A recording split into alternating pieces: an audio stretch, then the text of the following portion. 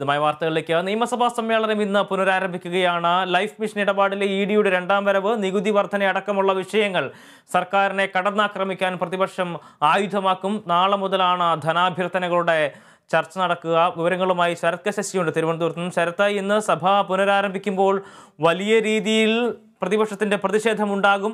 സർക്കാർ വിവിധ വിഷയങ്ങളിൽ മറുപടി പറയേണ്ടതുണ്ട്. എന്തൊക്കെയാണ് ഇന്ന് സഭ വീണ്ടും തുടങ്ങുമ്പോൾ പ്രതീക്ഷിക്കേണ്ട വിഷയങ്ങൾ? എബി, ഒരിടവേളയ്ക്ക് ശേഷം നിയമസഭ ഇന്ന് വീണ്ടും പുനരാരംഭിക്കുമ്പോൾ സഭാ സമ്മേളനത്തിന്റെ ഈ ആദ്യ ദിവസം പ്രതിപക്ഷം സഭ പ്രക്ഷുബ്ധമാക്കുമെന്നുള്ള കാര്യം സംശയമില്ല. കാരണം ഇന്ന് അടിയന്തര പ്രമേയമായി പോലീസിന്റെ അതിക്രമം സംബന്ധിച്ച വിഷയം കൊണ്ടുവരാനാണ് പ്രതിപക്ഷം തീരുമാനിച്ചിരിക്കുന്നത്. കഴിഞ്ഞ കുറച്ച് ദിവസങ്ങളായി നികുതി വർധനയ്ക്കെതിരെ യൂത്ത് കോൺഗ്രസ് പ്രവർത്തകർ നടത്തുന്ന പ്രതിഷേധ സമര പരിപാടികൾക്കെതിരെ പോലീസിന്റെ ഭാഗത്തു നിന്നും കരുതൽ തടങ്കൽ ഉൾപ്പെടെയുള്ള നടപടികൾ ഉണ്ടായിട്ടുണ്ട്. അതോടൊപ്പം എറണാകുളത്ത് കളമശ്ശേരി സ്റ്റേഷൻ മാർച്ച് നടത്തിയ ഷാഫി പറമ്പിൽ MLA-ക്ക് നേരെ പോലീസ് മർദ്ദനം നടത്തുകയും ചെയ്തിരുന്നു. ഈ വിഷയങ്ങളൊക്കെ തന്നെ ഇന്ന് സഭയിൽ അടിയന്തര പ്രമേയമായി കൊണ്ടുവരാനാണ് പ്രതിപക്ഷം ലക്ഷ്യമിടുന്നത്. ഒരു കാരണവശാലും അംഗീകരിക്കാൻ വേണ്ടി പറ്റാത്ത തരത്തിൽ ഒരു വനിതാ പ്രവർത്തകയെ പുരുഷ പോലീസുകാർ ചേർന്ന് മർദ്ദിക്കുന്നതടക്കമുള്ള സംഭവങ്ങൾ ഉണ്ടായത് യൂത്ത് കോൺഗ്രസ് ചൂണ്ടിക്കാണിച്ചിട്ടുണ്ടായിരുന്നു. ആ കാര്യം ഇന്ന് സഭയിൽ ഉന്നയിക്കും. പോലീസിന്റെ നടപടി അപരിഷ്കൃതമായ നടപടി എന്ന വിമർശനമാണ് പ്രതിപക്ഷം ഉന്നയിക്കുക. അതോടൊപ്പം മറ്റൊരു പ്രധാനപ്പെട്ട കാര്യം, ഷാഫി പറമ്പിൽ MLA-ക്ക് നേരെ ഉണ്ടായ ആക്രമണം, അത് MLA കയ്യേറ്റം ചെയ്ത സംഭവത്തിൽ ഉത്തരവാദികളായ ആളുകൾക്കെതിരെ നടപടി സ്വീകരിക്കുന്നതിന് പോലും സർക്കാർ തയ്യാറായിട്ടില്ല. ഇക്കാര്യങ്ങളും സഭയിൽ അടിയന്തര പ്രമേയ നോട്ടീസിന്റെ ഭാഗമായി പ്രതിപക്ഷം ഉന്നയിക്കും. പോലീസ് അതിക്രമങ്ങൾക്ക് സംസ്ഥാന സർക്കാർ പ്രോത്സാഹനം നൽകുന്നു എന്ന വിമർശനമായിരിക്കും പ്രതിപക്ഷം ഉന്നയിക്കുക. അങ്ങനെ ഇന്ന് സഭ ചേരുമ്പോൾ തന്നെ ഈ അടിയന്തര പ്രമേയവുമായി ബന്ധപ്പെട്ട് കടുത്ത പ്രതിഷേധം, അടിയന്തര പ്രമേയ നോട്ടീസുമായി ബന്ധപ്പെട്ട് സർക്കാരിനെതിരെ വലിയ ഒരു പ്രതിഷേധം തന്നെയാണ് പ്രതിപക്ഷം സംഘടിപ്പിക്കാൻ സാധ്യത കാണുന്നത്. ഇനി വരുന്ന 23, ആകെ മാർച്ച് 30-നാണ് നിലവിൽ സഭാ സമ്മേളനം പിരിയാൻ തീരുമാനിച്ചിരിക്കുന്നത്. ഇതിനിടയിൽ 23 ദിവസം സഭ ചേരും. ഈ 23 ദിവസങ്ങളിലും സർക്കാരിനെ സംബന്ധിച്ചിടത്തോളം സർക്കാരിനെ പ്രതിരോധത്തിലാക്കുന്ന പല വിഷയങ്ങളുമുണ്ട്. അതിലേറ്റവും പ്രധാനം മുഖ്യമന്ത്രിയുടെ അഡീഷണൽ പ്രൈവറ്റ് സെക്രട്ടറി CM രവീന്ദ്രന്റെ ചോദ്യം ചെയ്യലാണ്. CM രവീന്ദ്രനെ ഇന്ന് ചോദ്യം ചെയ്യാൻ ED വിളിപ്പിച്ചിട്ടുണ്ട്. അത്തരമൊരു സാഹചര്യത്തിൽ സർക്കാരിനെതിരെ ഇതും പ്രധാനപ്പെട്ട ഒരു ആയുധമായി പ്രതിപക്ഷം മാറ്റും.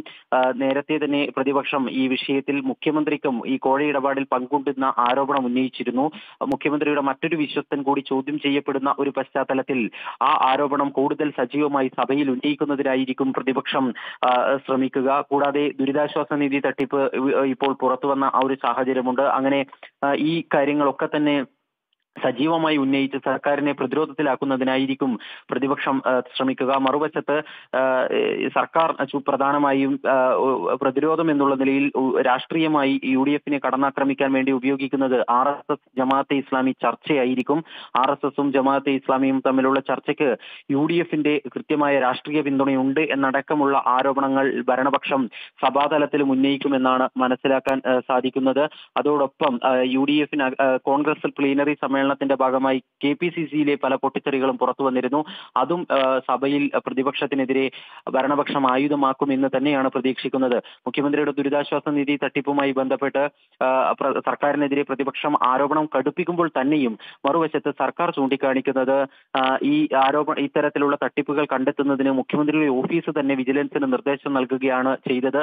ഒന്നും മറച്ചുവെക്കാൻ സർക്കാരിനില്ലാത്തത് കൊണ്ടാണ് മുഖ്യമന്ത്രിയുടെ ഓഫീസ് തന്നെ ഈ തട്ടിപ്പുകൾ കണ്ടെത്തുന്നതിന് വേണ്ടിയുള്ള നിർദ്ദേശം നൽകിയത് എന്ന രീതിയിലായിരിക്കും ഈ ദുരിതാശ്വാസ തട്ടിപ്പുമായി ബന്ധപ്പെട്ടിട്ടുള്ള വിഷയത്തിൽ സർക്കാർ പ്രതിരോധം തീർക്കുക.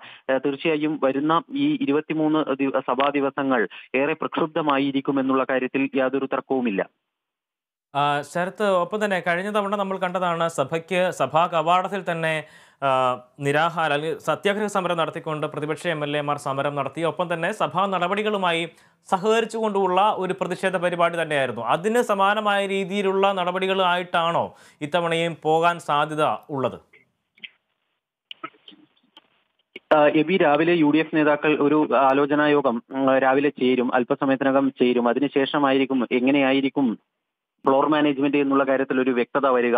എബി സൂചിപ്പിച്ചതുപോലെ നേരത്തെ സഭാ നടപടികൾ ഒരു വശത്ത് നടക്കുമ്പോൾ സഭയ്ക്ക് പുറത്ത് ഇത്തരത്തിൽ സത്യാഗ്രഹ സമരം നടത്തിക്കൊണ്ടായിരുന്നു സർക്കാരിനെതിരെ നികുതി വർധനയുമായി ബന്ധപ്പെട്ട വിഷയത്തിൽ പ്രതിപക്ഷം പ്രതിഷേധം സംഘടിപ്പിച്ചത്. നിലവിൽ ഇത്രയും ഈ വിഷയങ്ങളൊക്കെ തന്നെ ഉള്ള ഒരു പശ്ചാത്തലത്തിൽ ഒരുപക്ഷെ പ്രതിപക്ഷം കടുത്ത ഒരു പ്രതിഷേധ സമര പരിപാടികളിലേക്കൊക്കെ തന്നെ സഭയ്ക്കകത്തും നീങ്ങുകയാണ് എങ്കിൽ നിലവിൽ മാർച്ച് 30-ന് നിശ്ചയിച്ചിട്ടുള്ള സഭ പിരിയാൻ മാർച്ച് 30 നിശ്ചയിച്ചിട്ടുള്ളത്. അതിനു മുൻപ് ഒരുപക്ഷെ സഭ പിരിയാനുള്ള സാധ്യതയുമുണ്ട്. ഇന്ന് കാലിക്കറ്റ് സർവകലാശാലയുമായി ബന്ധപ്പെട്ട ഒരു ബില്ല് സഭയിൽ അവതരിപ്പിക്കുമെന്നുള്ളൊരു വാർത്തയുണ്ടായിരുന്നല്ലോ. അത് സംബന്ധിച്ച് എന്തെങ്കിലും തരത്തിലുള്ള നടപടികളിലേക്ക് സർക്കാർ ഇന്ന് പോകുന്നുണ്ടോ? അതുമായി ബന്ധപ്പെട്ട എന്തെങ്കിലും വിവരങ്ങളുണ്ടോ? നിലവിൽ പ്രസിദ്ധീകരിച്ച കാര്യവിവര പട്ടികയിൽ 2 ബില്ലുകളാണ് ഉള്ളത്. ഇത് ഈ 2 ബില്ലുകൾ തദ്ദേശ സ്ഥാപനങ്ങളുമായി ബന്ധപ്പെട്ട് പഞ്ചായത്ത് രാജുമായി ബന്ധപ്പെട്ടിട്ടുള്ള ചില ചെറിയ ഭേദഗതികൾക്ക് വേണ്ടിയുള്ള ബില്ലുകളാണ്. അവ ഉച്ചയ്ക്ക് ശേഷം അവതരിപ്പിക്കും.